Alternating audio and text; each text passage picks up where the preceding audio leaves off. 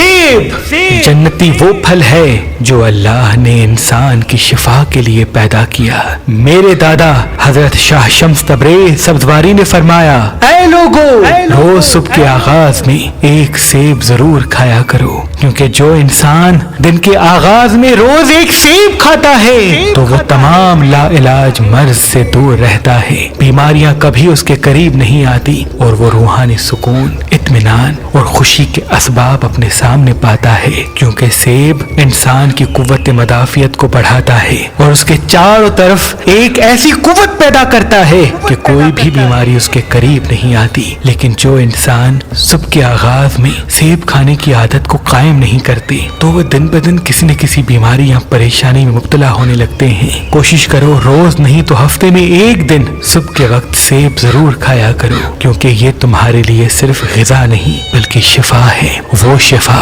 जो तुम्हारे वजूद को जन्नत से मिली है।